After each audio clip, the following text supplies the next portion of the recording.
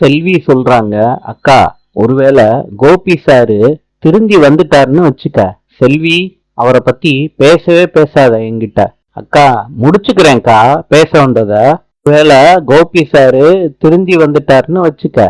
உங்க மாமியாரு கோபி கூட சேர்ந்து வாழுன்னு சொல்றாங்கன்னு வச்சுக்க. அக்கா நீ என்ன பண்ணுவ? பாக்யா சொல்றாங்க, இதுதான் சான்ஸ்ன்னு அம்மாவுக்கு ஒரு கும்பிடு பையனுக்கு ஒரு கும்பிடுன்னு சொல்லிட்டு போய்கிட்டே இருப்பேன். திரும்பி இந்த சைடே வரமாட்டேன். செல்வி, பாக்யான்னா என்ன இழிச்சவாயின்னு நினைச்சுக்கிட்டு இருக்கியா? அக்கா நீ என்னக்கா இம்புட்டு பேச்சு பேசுற? நான் சும்மாதான் கேட்டேன். செல்வி, இந்த அத்தைய பாரு. பையன் என்னதான் தப்பு பண்ணாலும் பாசம் மாத்திரம் குறையவே மாட்டேது. அக்கா அதுதான்க்கா தாய் பாசம். செல்வி, நீயும் தாய் தான் நானும் தாய் தான். இப்படியா இருக்கும் இவங்கள மாதிரி? கொஞ்ச வேண்டிய நேரத்துல கொஞ்சிட்டு கண்டிக்க வேண்டிய நேரத்துல கண்டிக்கல. 24 மணி நேரமும் தலையில தூக்கி சுமந்துகிட்டா இருக்கோம். அக்கா ஓ மாமியார் தான் ரொம்ப விசித்திர பிறவியா இருக்காங்களே. என்னமோ அம்மாடி பாக்கியா கோபி பாவம் அப்படின்னு சொல்லிக்கிட்டு வருவாங்கன்னு தோணுது. இப்படி மாத்திரம் அத்தை வரட்டும், எனக்கு பாவமா இருந்தா கூட ஏதாவது செஞ்சு விட்டுட்டு போயிருவேன். செல்வி, நீ மாத்திரம் தயவு செய்து இந்த விஷயத்த பத்தி பேசவே பேசாத. புரியுதா செல்வி? புரியுதுக்கா? கமலா கேக்குறாங்க ராதிகா கிட்ட, ஏதாவது சாப்பிடுறியா? எடுத்து வைக்கட்டுமா? அம்மா எனக்கு வேண்டாம். உன்னோட புருஷனை கவனிக்க அந்த வீட்டுல அத்தனை பேர் இருக்காங்க. ஒரு ஜம்முன்னு இருப்பாரு. அவரை பத்தி யோசிச்சுட்டு நீ சாப்பிடாம இருக்காத ராதிகா. என்ன ராதிகா போனையே பாத்துக்கிட்டு இருக்க? அம்மா கோபி போன் பண்ணுவாரான்னு வெயிட் பண்ணிக்கிட்டு இருக்கேம்மா. அவர் எதுக்கு உனக்கு போன் பண்ணோம்?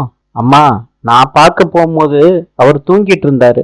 எந்திரிச்ச உடனே போன் பண்ணிடுவாரு. ராதிகா, நீ எங்க போனன்னு அவருக்கு எப்படி தெரியும்? யாராவது சொல்ல மாட்டாங்களா? ராதிகா, என் வகுப்புல பிறந்தியான்னு எனக்கு சந்தேகமா இருக்கு. எனக்கு பொண்ணா பிறந்துட்டு ஏன் இவ்வளவு அப்பாவியா இருக்க? நீ இந்த வீட்டு பக்கமே வரக்கூடாதுன்னு சொல்றவங்க எப்படி சொல்லுவாங்க கோபி கிட்ட நீ வந்துட்டு போனன்னு? ஈஸ்வரி சொல்றாங்க, கோபி என்ன கொஞ்சமா சாப்பிடுற? நிறைய அள்ளி வச்சு சாப்பிடுப்பா. சரிம்மா சாப்பிடுறேன். எங்க சாப்பிடுற?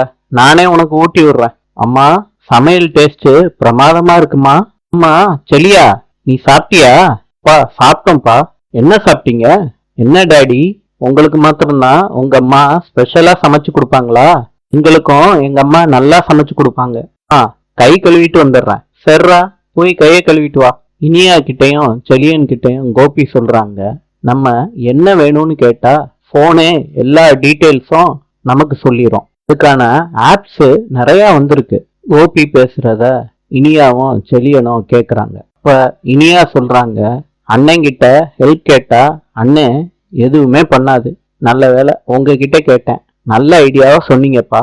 பாக்யா வீட்டுக்கு வந்து எல்லார்கிட்டையும் சொல்றாங்க, ஃபாரின் டிஷ்ஷ ஒரு கிளைண்ட் கேட்டாங்க, அத நான் செஞ்சு கொடுக்கணும். எப்படி செஞ்சு கொடுக்கறதுன்னு எனக்கு தெரியலையேன்னு எல்லார்கிட்டையும் சொல்லிக்கிட்டு இருக்காங்க.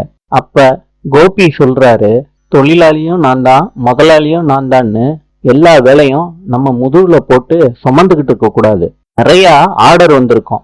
லெபனீஸ், சைனீஸ், அந்த மாதிரி நிறைய ஆர்டர் வந்திருக்கும். இதுதானே பாக்யா இப்ப பிரச்சனை.